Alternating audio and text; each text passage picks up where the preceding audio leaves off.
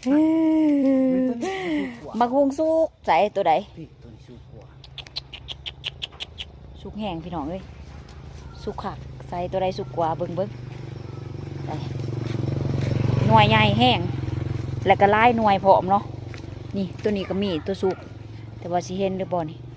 นี่คือกล่องมันหย่อนแซงทุกคนนี่เห็นบ่โอ้โหมีสุกจังหน่วยนะเฮ้ยนับเบิ่ง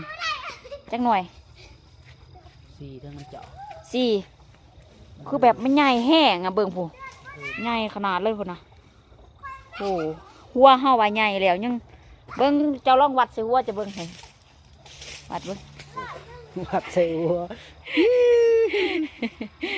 ใหญ่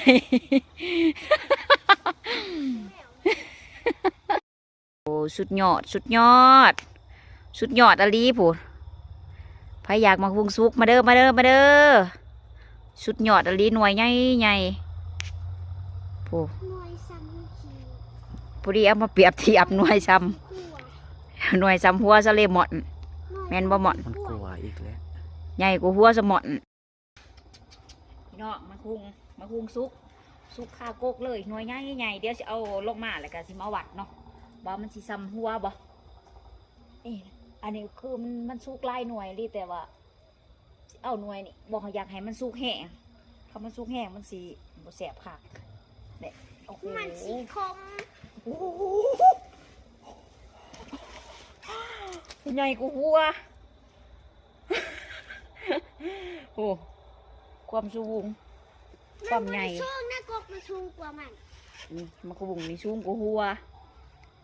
แทนจักโลได้อยู่ประมาณ6 หรือ 7 โลเทิงบ่หมอน10 โลนี่ทุกคนนี่ไปเดี๋ยวเขาสิลงไปปอกเบิ่งว่ามันสิแสบสำใดบ่อยากกินสุกแห้งบ๊ายบายปอกกันอีกไหม